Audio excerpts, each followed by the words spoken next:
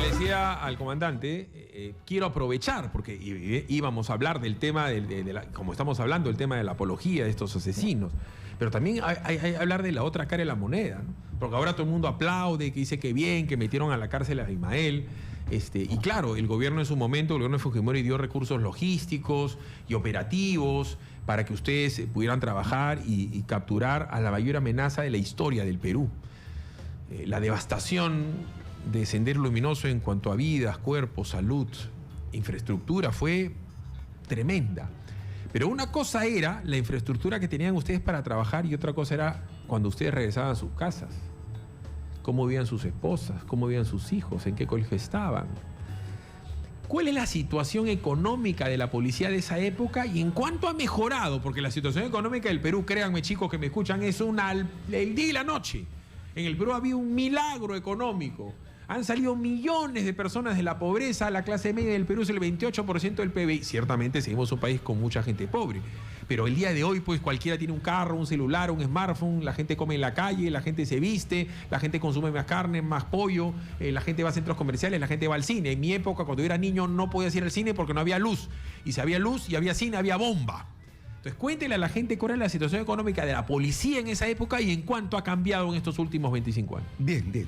Mira, te hablaba históricamente hablando. El año 1987, 88, 89, diríamos que se gestaron los inicios de la incorporación de tecnología de punta de aquella época para combatir al terrorismo. Contamos con apoyo de países amigos, ahí queda.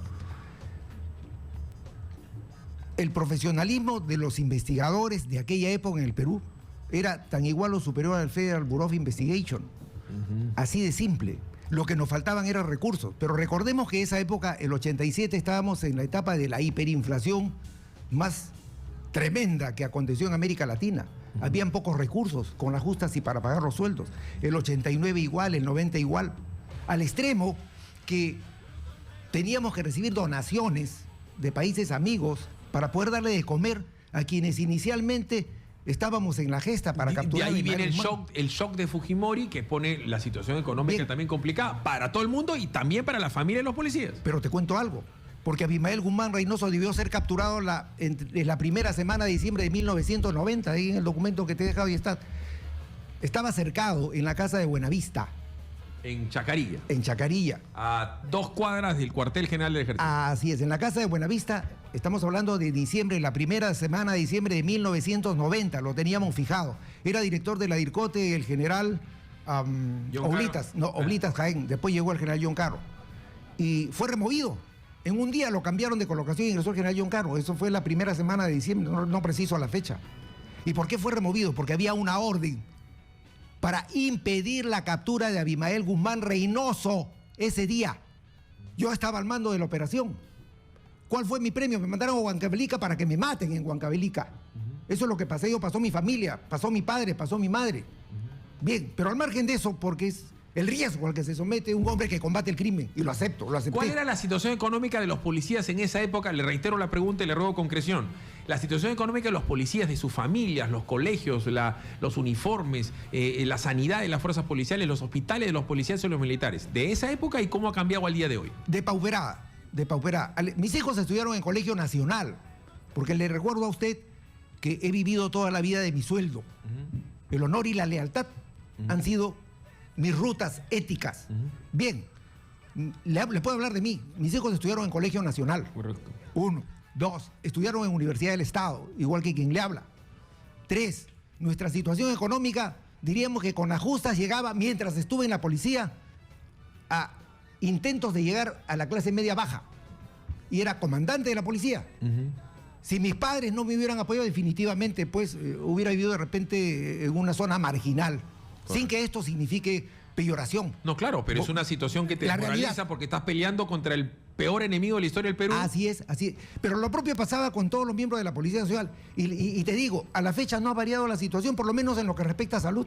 Fíjate cómo está ese hospital de policía. Entonces, aquí hay un tema de fondo. La Policía Nacional del Perú es poco menos que la cenicienta o el patito feo de las instituciones. Dicen que la problemática es porque cuantitativamente hablando son más de 100 o 120 mil. Y yo puedo afirmar que eso es falso. ¿Por qué? Porque si se combatiera con eficiencia Ya no eficiencia, con eficacia solamente la corrupción en el Perú y se redujera ese peso del 5% del PBI al 2%, al 1% del PBI, como sucede en Chile, te garantizo que los problemas de la policía, los problemas del Perú se resolverían en 5 años. La pregunta que le hago, cuando usted lee las noticias del día de hoy, que reitero, están en la portada de La Razón, se hace justicia con las Fuerzas Armadas y la policía, modifican pensiones de policías y militares, aumentan pensiones portada del Expreso, subirán pensiones a las policías. ¿Qué tan buena es esta noticia? ¿Qué tan cierta es? Con todo respeto a los titulares de estos periódicos. ¿Cómo lo han sentido ustedes hoy por la mañana? ¿Qué cosa comenta la familia de las Fuerzas Armadas y Policiales? Si es cierta, es buena. Pero si no es cierta, obviamente una operación de engaño más. Y la otra perspectiva, retornando al tema de Sendero. Fíjate, es muy importante relevar el hecho de la fuga de Abimael Guzmán. No, pero discúlpeme, quiero incidir, disculpe usted. Sí, bien. Porque este tema no es secundario. Precisamente ahora, porque estamos hablando del resurgimiento del Sendero Luminoso y del Movadef, el ministro de las sombras, que es el señor Gino Costa, ha dicho que estos señores, estos remanentes no son peligrosos. Es que en su conocimiento, que es bastante limitado ciertamente, porque los que saben y los que saben un montón de Sendero Luminoso son los de Dicote y de Gein. Y ellos te saben decir que estos se han reciclado, y se han reciclado en CONARE-SUTEP, en el SUTEP, en sindicatos, en medios de comunicación. Me dicen que hay hasta asesores, ¿no es cierto? Asesores extremistas en el Ministerio del Interior, y especialmente los agitadores sociales de la antiminería. O sea, no estamos hablando de gente que en este momento está tirando el petardo. O sea, por eso es importante saber hoy, y ahí concatenan las dos cosas, comandante Clodomiro, en que si seguimos maltratando a las Fuerzas Armadas y Policiales, dándoles sueldos de hambre y una sanidad, un hospital pobrísimo, ¿cómo le vamos a volver a decir ahora, vuelve a ser inteligente, vuelve a ser diligente, vuelve a capturar a los cachorros, como los llamaba Abimael Guzmán? ¿Me dejo entender por dónde va la ilación? Perfectamente. O sea, por eso, esto de los sueldos y salarios y bienestar y pensiones, las pensiones son para los que ya se fueron, pero los sueldos son para los que quedan. ¿Qué tan importante es eso?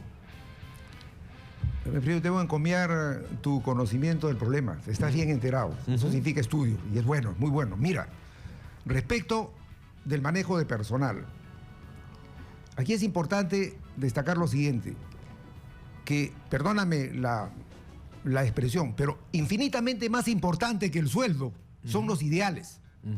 Y un policía que no tiene ideales, que carece de valores, es simplemente un potencial delincuente más. Solo puedo hablar de la policía porque soy eso. Además, jamás dejaré de ser un investigador científico del crimen, jamás he dejado de serlo. Porque es mi profesión y me moriré con ella. Así que eso del retiro es otra frase peyorativa que ofende. Pero volviendo al tema. El problema central, repito, mi querido hermano, del Perú, porque si no tocamos el problema central, todos se quedan sin solución. No es el sueldo de los policías. Es que en la Policía Nacional tienen necesariamente que restablecerse las especializaciones. Y así como en Estados Unidos hay un FBI y una Center Intelligence Agency que son el eje de su seguridad interna, el eje, en el Perú tiene que renacer una organización nacional de investigaciones experta en la lucha contra el crimen. Correcto, pero ¿de qué podría servir? Y acá yo esto también conozco, porque si algo conozco en mi vida, yo soy un especialista en operaciones y en organización. Tener la organización más afiatada, tener nuestro FBI, como tienen los gringos, como tienen su central de inteligencia, como tienen su DEA, que es la DEA. Si yo no les doy presupuesto, digamos las cosas claras, en el Perú sobra la plata, pero siempre me han dicho que no hay plata para los sueldos de los policías, que es parte del tema, porque el policía evidentemente no lo vas a terminar pagando pues $4.000 al mes, pero el policía necesita un buen colegio para la policía, el policía necesita un buen hospital, porque su señora, mientras que tú combates al terrorismo y mientras que tú te vas al Brahim, donde a ti te destacan, tu señora y tus hijos, ¿dónde van cuando se enferman?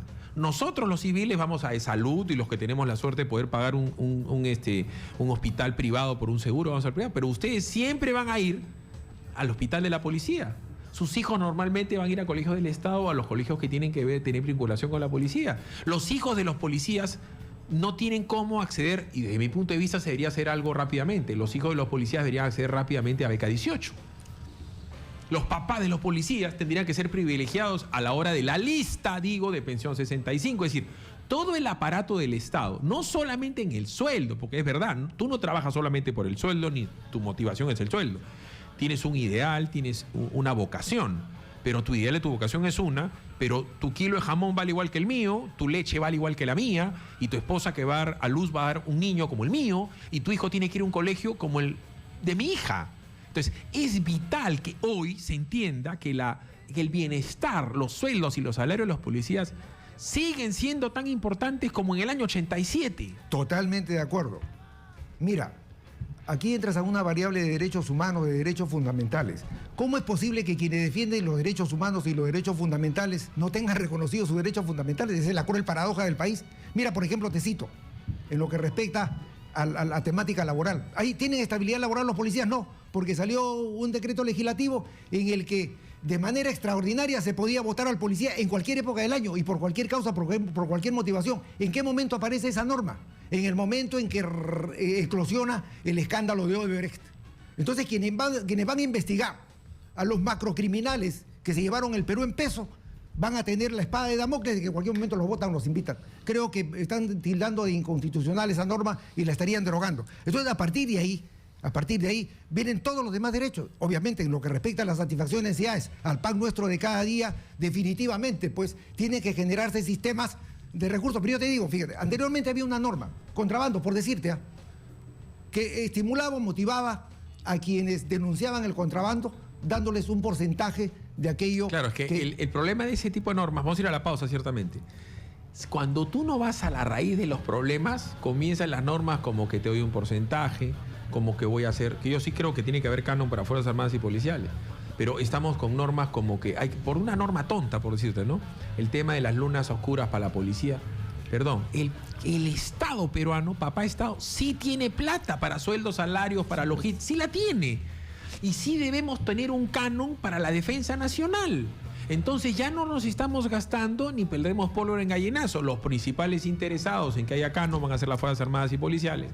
Vamos a poner orden, va a haber buen equipamiento, va a haber buena logística, van a haber buenas unidades de transporte, van a haber buenos equipos de comunicación, buenos equipos de traslado, buenas comisarías, buenos colchones, buenas camas, buenos ranchos, buenos pertrechos, buenas pensiones.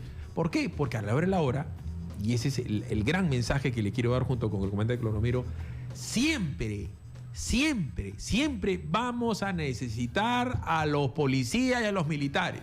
Siempre. Pausa, regresamos. Espero que con el general Edwin Donaire para que nos aclare más el tema de las pensiones, de los militares y los policías, del tema de lo que nos está diciendo acá el comandante, lo que importante que es alertar a los chicos con respecto al veneno que es Sendero Luminoso. Pasen la voz, todos los policías o los militares, que esta es exitosa. Su radio, estamos en los 95.5 el FM. Búscanos en Twitter como @exitosap.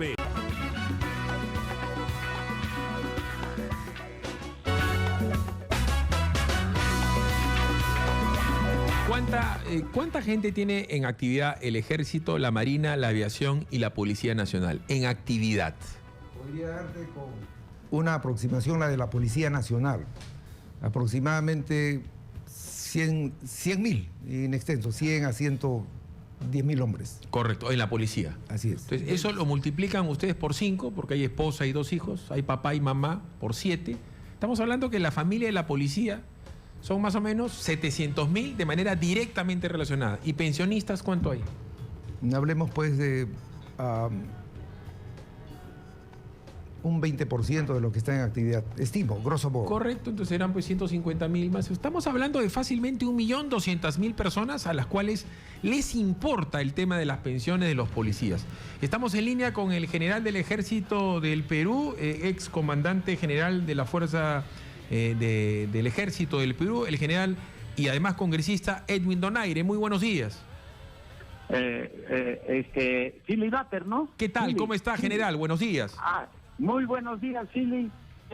De una reunión que tengo acá con los campesinos, acá está en Ayacucho, así que a sus órdenes, Silly, como un soldado a responder todas sus inquietudes. Adelante. Le quiero preguntar, a ver, chequemos que se le puede haber cortado la señal. Cuénteme una cosa, general. ¿Cuánta gente tiene en este momento en actividad el Ejército y cuántos gente del Ejército es del servicio militar obligatorio? ¿Cuánta gente recibe una pensión? ¿De cuánta gente estamos hablando cuando hablamos del problema de las pensiones de los militares? ¿De cuánta gente? ¿Cuántos peruanos? Y ya, estamos hablando de pensionistas de las Fuerzas Armadas, aproximadamente junto con la Policía Nacional, un promedio de 75,000 pensionistas. Ya 75,000 pensionistas que están bajo un sistema, casi de esos 75,000, el 80% en un sistema completamente inequitativo y desigual. ¿Qué ha pasado? En el año 2012, bueno, que ha creado una gran frustración en todos los uniformados, pese a ser un soldado también, creó ese divisionismo y esa discriminación, sin quitarle los méritos a esa gente que es después del 2012, lo han castigado a toda una generación que ha puesto el pecho por la pacificación nacional y que ha permitido un incremento del PBI, pero abismal, en la cual el Perú ha tenido un crecimiento económico de inversiones. Y de todo eso, ni una gota ha chorreado, ha goteado, ha mojado a ninguno de estos uniformados que se han fajado y que muchos han ido sin chistar al campo de batalla. Pero gracias al apoyo de todas las bancadas en forma unánime el día de ayer, esta inequidad se acabó. ¿Qué significa?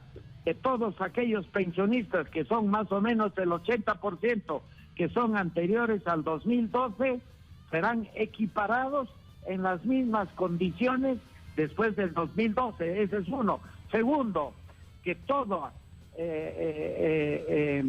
aumento o incremento que se haga a la gente, oficiales, técnicos y suboficiales, particularmente en actividad, va a la pensión de los, valga la redundancia, de los pensionistas. Eso es lo que llamamos la pensión renovable. Seguramente la población nos está escuchando y dirán, claro, qué sinvergüenzas estos, pero mire, de verdad, tiene un tratamiento laboral muy especial las Fuerzas Armadas, en el sentido que envejecemos muy rápido, estamos sometidos a riesgos permanentes, y creo que en todos, no creo, sino en todas las partes, en todos los países del mundo tienen ese tratamiento, mi querido Philip. No, y además, más aún, general, cuando les debemos tanto a las Fuerzas Armadas y policiales, ahora se ha vuelto a dar la gente lo que ha pasado, cuenta de lo que ha pasado en la desgracia del fenómeno del Niño, y por el tema de Chavín de Huántar, que ahorita viene el aniversario de la captura de Ismael Gumbán, en muy poco tiempo. Entonces, la idea es hacerle saber a la población de que ustedes son a la hora de la hora personas que también tienen que comer, que vivir, que llevar hijos al colegio. Y cuando yo estoy leyendo la página política de la República, página 11, y veo pensiones, las pensiones no consolidadas, es decir, a las que se les tiene que dar aumentos, ¿no? Entonces, teniente primero, capitán, 2.700 soles. Teniente capitán de corbeta, mayor o mayor, 3.250 soles.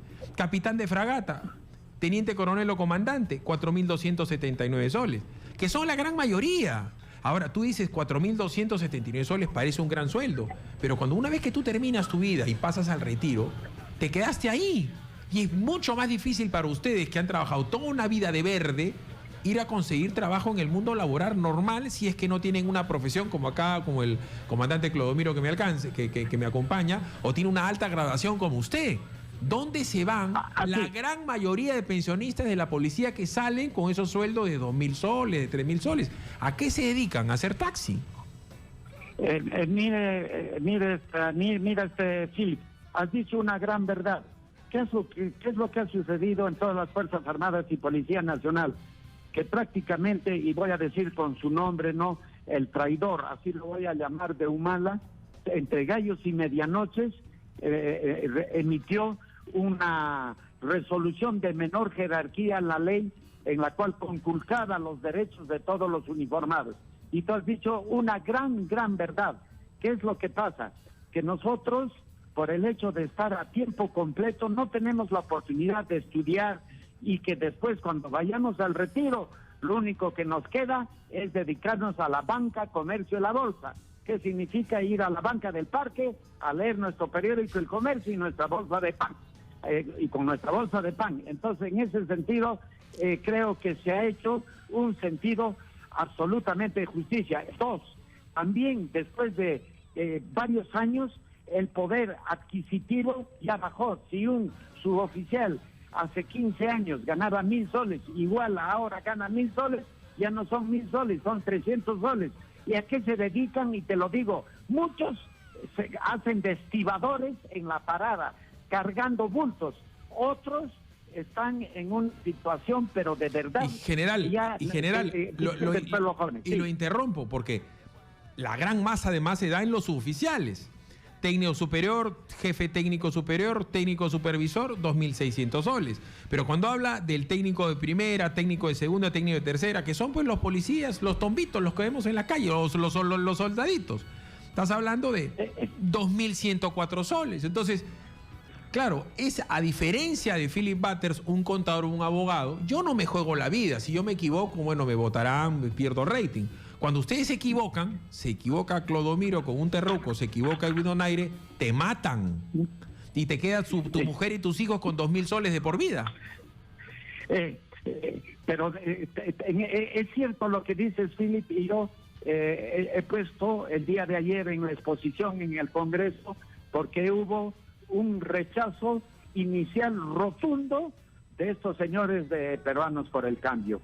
Y yo tenía preparado una emboscada como buen filibuster que soy, y le puse ahí un video de su campaña de Pedro Pablo Kuczynski, que se comprometía, ¿no?, a ver las pensiones. Entonces no quedó más que callarse y aceptar. Inclusive en el voto tuvieron que hacer un voto de abstención. No hubo ningún voto en rojo, o sea, todos han aprobado en forma unánime. Ahora, lo otro, Philip, de verdad, lo que hay que buscar es equidad y buscar que esa gente de más abajo, que son los subalternos, que se han fajado quizá más que un general o que un coronel, que tengan una remuneración digna también, porque y que no debe ser en porcentajes, ¿ya?, sino igualar a los después del 2012.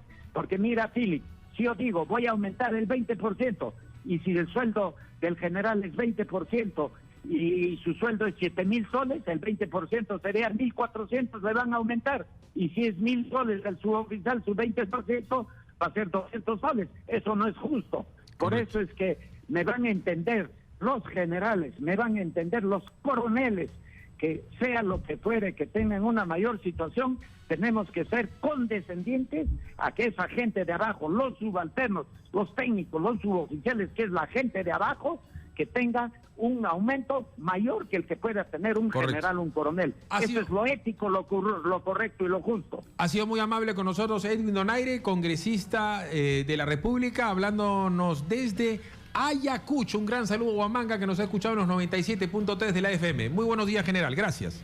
Gracias, Philip. Vámonos a la pausa y le quiero preguntar también al comandante la situación de los suboficiales. Porque usted ha tenido en medio de todo, porque Diosito le dio inteligencia, porque su familia lo apoyó, porque ingresó como oficial, porque pudo seguir cursos de especialización. Pero, ¿y los suboficiales? O sea, el llamado tombito, ¿ese cómo queda? Porque a la hora, él es el que tiene que ir atrás de Movadef a la hora de, ¿no? A la hora de, ¿quién es el que arresta? ¿Quién es el que pone el pecho en la balacera? Ese pues es el suboficial. Ya sé que ustedes los oficiales también, por supuesto, se agarran a balazos un montón de veces, pero la masa son ellos. Vamos a ir a hablar de ese tema. Luego de la pausa regresamos, somos Exitosa, la radio del Perú. Continuamos con Philip Butters en Exitosa. A ver, comandante, le ruego a la gente que le explique a los civiles cuál es la diferencia entre un oficial y un suboficial. Porque la gente dice, es de verde, es policía, ya es igual. No es igual. Ni tiene la misma instrucción, ni a la hora de la hora la misma graduación, y las mismas oportunidades laborales, ni la remuneración. Le ruego le explique a la gente qué cosa es ser un suboficial de la policía, por dar un ejemplo.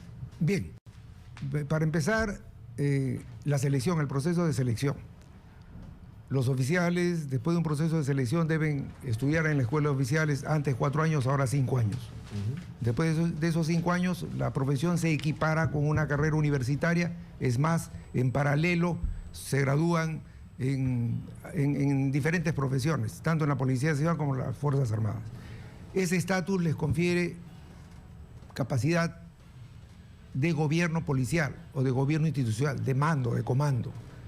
Conforme van ascendiendo, los van preparando para la administración y para la dirección de las organizaciones a nivel macro. A quienes se denomina peyorativamente subalternos, no me parece una denominación adecuada porque no puede haber subalternancia entre seres humanos. Estas personas tienen un menor nivel de preparación y solamente en este caso de sus oficiales a los 3 años están egresando con un sueldo definitivamente menor, que puede llegar al 50% o 60% de los oficiales o 70%, y conforme se va ascendiendo esa brecha se va abriendo. Pero como bien dijiste, todos tienen necesidades básicas: alimentación, vivienda, vestido, educación. ¿Se cubren esas necesidades? No. Y sin que eso justifique la corrupción que se presenta a nivel policial, pero de alguna manera pretende explicarla, es importante atender no solamente la fase referida al presunto incremento monetario, porque ¿qué pasó? Te recuerdo. Anteriormente, hace algunos años, salió una norma que equiparaba los sueldos de todos los funcionarios de la Policía Nacional y de la Fuerza Armada con el sueldo de un congresista. Esa norma se aprobó, jamás se cumplió, nunca se reglamentó. Espero que esta norma, por eso te decía, sí es cierto, o sea, si el Ejecutivo está dispuesto a aprobar esta norma, pero parece que no, porque según acaba de referir el general, se ha opuesto. El Ejecutivo se opone porque dice el partido de gobierno que es inconstitucional. Bueno, siempre van a alegar, ¿no? Siempre van a alegar. No, para quitarle el SNIP, por dar un ejemplo, a la Interoceánica, ahí sí no dicen nada. Para emitir bonos, para que alguien se gane un billetazo en una recolocación de deuda, nadie dice nada. El gobierno no se pone saltón cuando emitimos bonos por 5.300 millones de dólares para hacer una refinería de dudosa necesidad. Y que vale el 30% de ese monto. ¿No es cierto? O menos. A ver, que nos llamen rapidito, tenemos 5 minutitos. Les agradezco por la paciencia a los policías que me han estado escuchando, y a las esposas de los policías que me están escuchando. Les ruego que llamen y que me cuenten qué expectativa tienen sobre estas nuevas pensiones, cómo está su sueldo, cómo está su bienestar, cómo está su hospital. En cualquier lugar del Perú, porque no vayan a pensar que todo el mundo va pues acá a la Avenida del Ejército. Hay hospitales de la policía en todo el Perú. Llámeme por favor al 251-9422, 467-4499, desde cualquier lugar del Perú. Buenos días. Buenos días. ¿Qué tal? ¿Con quién tengo el gusto? Bueno, el amigo Pedro de la ciudad de Chiclayo. ¿Cómo está usted? Amigo Félix, estoy escuchándolo pacientemente, tanto a usted como todos los días, y a los entrevistados, y a su lado tiene usted a un señor que ha sido o es miembro de la Policía de Investigaciones. Si bien es cierto, las pensiones que se están, dijéramos, por todos lados, haciendo conocer a la ciudadanía que son, pues, muy por debajo de la vida real, de la canasta económica, y hay gran necesidades, tanto en los centros de salud, en el trabajo policial, en fin, y tantas cosas. Pero quiero decirle, señor Baker, de que en realidad en la Policía Nacional o en la Guardia Civil o Policía de Investigaciones o Guardia Republicana, siempre ha habido gravísimas deficiencias por parte de los jefes superiores. Siempre los jefes superiores y directores generales, disculpen usted la expresión, se han comido el dinero de los subalternos. Porque como usted verá, ahora hay, por ejemplo, patrullaje en los bancos.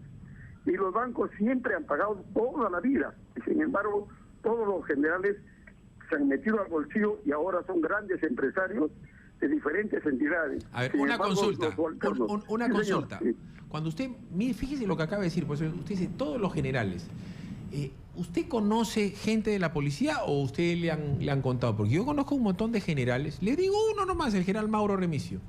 Sigue viviendo en su misma casa, con el mismo cargo que le dieron cuando salió. No le escucho la pregunta, señor. La pregunta es bien sencilla. ¿Usted cómo puede saber que todos los generales son corruptos?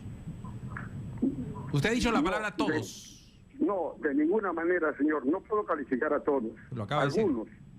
Algunos. Yo he tenido la mala suerte de haber trabajado con 2 o 4 sujetos, jefes de dependencia policial. Pero yo le pregunto. Prácticamente dejaba de sentar a los delincuentes de su Ya, escritorio. pero entonces para que ellos mi trabajen punto con es bien ellos. sencillo.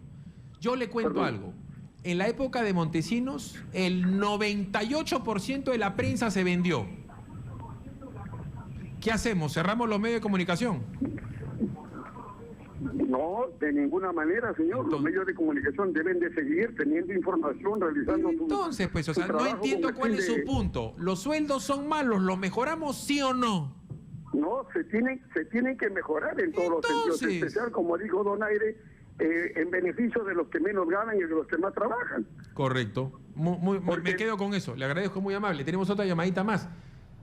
Siempre hay gente que, a ver, el vaso... Por supuesto que hay policías corruptos, y hay médicos que hacen abortos, y hay curas que son pedófilos, hay periodistas que son sinvergüenza, periodistas prensa, necesitas curas, necesitas policías, y hay profesores malos, hay profesores que violan a los niños, y hay profesores que son buenísimos, buenísimos profesores en los lugares más recónditos del Perú, profesores que te enseñan a chicos de 5 edades diferentes y todos los cursos y ganan un sueldo de porquería. Es que hay profesores corruptos en las UGELes. Claro que hay profesores corruptos y ministros malos, pero hay que mejorar los sueldos del magisterio. Ese es lo que estamos hablando del tema de la Policía Nacional y de los subalternos.